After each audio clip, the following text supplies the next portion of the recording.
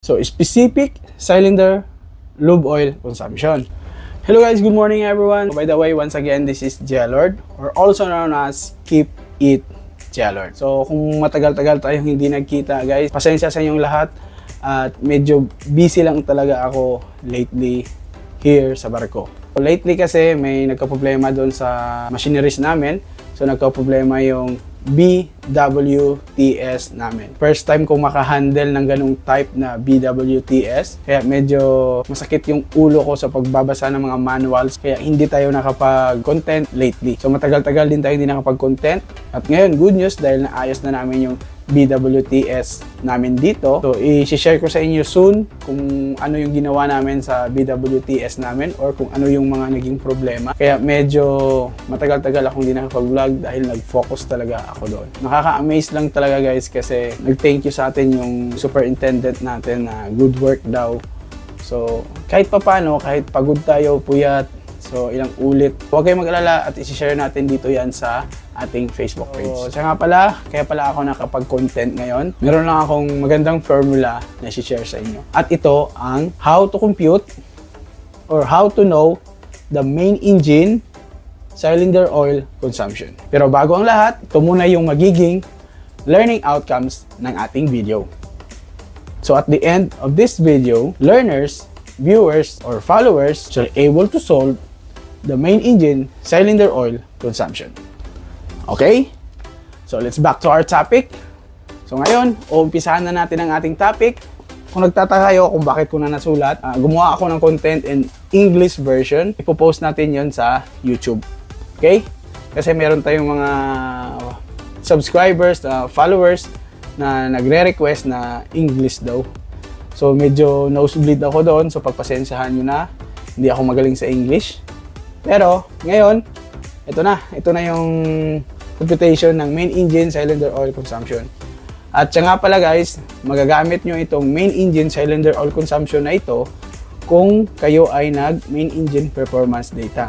So kung napapansin nyo, padala kayo ng email or magpasa kayo ng main engine performance data nyo. So kukunin nyo yung liters per day na consumption ng inyong cylinder. So ang required na unit doon is gram per kilowatt hour. So dito kasi sa amin, sa company, ang required na unit is gram per kilowatt hour. So dapat gram per kilowatt hour yung sagot mo. Pero di ko lang alam sa company nyo or kung ano yung sistema nyo. Basta sa amin, ganito yung sistema. So i-share ko na lang sa inyo kung paano ko siya kinocompute. Kasi there was last time, a couple of months ago, may isang nag-message sa akin na, kasi nag-compute ako dati noon na ganito din, gram per kilowatt hour, pero sa fuel naman yun.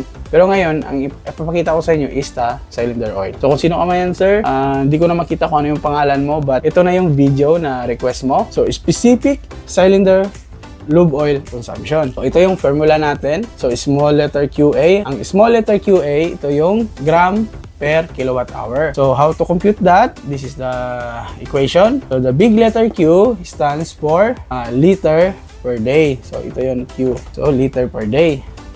And then, the 1,000 is constant. Then, ito times mo siya sa SG. So, yung SG, 0.90. So, always take note na itong SG na to, ito ay para sa cylinder oil. So, ito, example lang ito guys. Example lang ito ng SG ng cylinder oil. This is not the actual.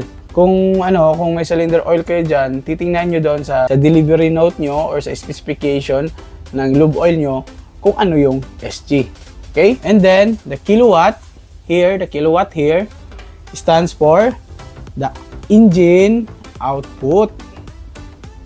So, the engine output to output in kilowatt.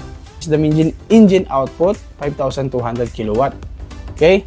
And this 24 is 24 hours. Okay? Ito na. Kinumpute ko na. So, Q, big letter Q is equals to 175 liters per day. So, example, yung main engine nyo, cylinder oil nyo, yung consumption niya is 175 liters a day. And then, ita-times natin sa 1,000, which is 1,000 is constant. And then, ita-times mo naman sa 0.90 na SG. So, again, SG ng cylinder oil, not the fuel oil. Okay? And then, kukunin mo to, ita-times mo sila. So, ito yung sagot dyan. 157,500. And then, ito naman yung kukunin mo sa baba. So, 24 hours times 5,200 kilowatt. So, ang naging sagot dyan is 124,800. Okay? So, i-divide natin sila. Pag divide mo, 157,500 divided to 124,800. So, ang magiging sagot is 1.26 gram per kilowatt hour. O, madali lang, di ba? Ganun lang kasimple mag-compute ng main engine cylinder oil in gram per kilowatt hour. So, any question about sa ating computation for this day? So, I hope na may natutunan naman kayo na bago sa araw na to. Kung hindi man ito bago, at least na-refresh yung computation natin. Okay? Think that is for today, guys. So, this is Jellard once again. See you on my next vlog. So, ang ating next vlog is troubleshooting sa BWTS. So, see you soon. Always remember that success is always a choice. So, choose to be successful.